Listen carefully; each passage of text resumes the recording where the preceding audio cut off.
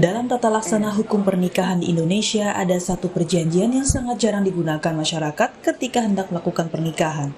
Perjanjian itu adalah perjanjian pranikah. Menurut Ketua Kamar Agama Mahkamah Agung, Amran Suwadi, secara definisi perjanjian pranikah adalah persetujuan yang dibuat oleh calon suami istri sebelum atau pada saat perkawinan dilangsungkan untuk mengatur akibat-akibat perkawinan terhadap harta kekayaan mereka. Perjanjian pranikah ini bisa dilakukan bagi calon pasangan pengantin yang memiliki harta namun menginginkan harta yang mereka miliki atau hasilkan dapat dipisahkan dari harta bersama setelah pernikahan. Amran menjelaskan bahwa aturan terkait perjanjian pranikah diatur dalam pasal 29 Undang-Undang Nomor 1 Tahun 1974 tentang perkawinan dan kompilasi hukum Islam pasal 45 sampai pasal 52. Amran menambahkan, perjanjian pranikah dalam perkawinan dapat dilakukan asalkan perjanjian itu tidak bertentangan dengan tata susila yang baik, tata tertib umum, dan tidak menghilangkan kewajiban suami kepada istri atau sebaliknya.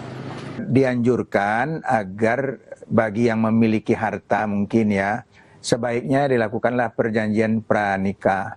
Sehingga jelas mana harta suami, mana harta istri, dan bagaimana penghasilan dari harta itu masing-masing. Sebab yang saling dipertengkarkan kan gitu, penghasilan dari usaha harta bawaan ini. Nah, jadi sepanjang itu tidak diperjanjikan, itu tetap menjadi harta bersama.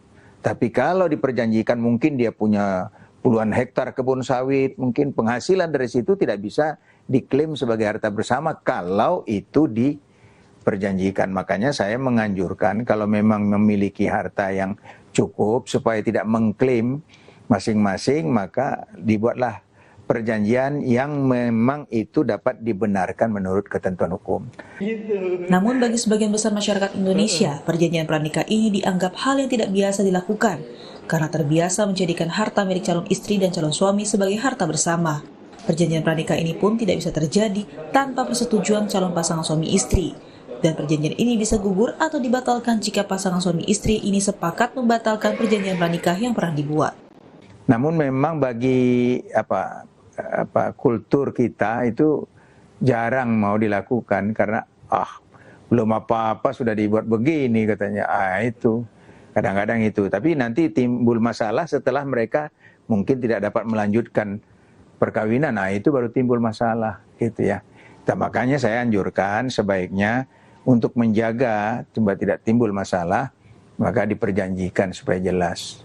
Tapi perjanjian ini tidak dapat dibatalkan ya. Perjanjian ini tidak bisa dibatalkan tanpa persetujuan kedua belah pihak gitu ya.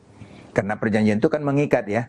Nah, bagaimana dengan di pengadilan agama ini sangat membantu bagi hakim di pengadilan agama kalau ada perjanjian pranikah ini menjadi pedoman dalam membagi tentang harta bersama.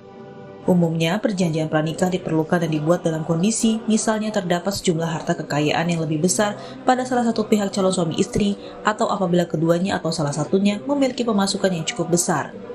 Pengajuan perjanjian pranikah ini dapat dilakukan sebelum langsungnya pernikahan dan dapat dilakukan di kantor urusan agama dan dapat pula dilakukan dengan akta notaris. Tim Liputan, Kompas TV.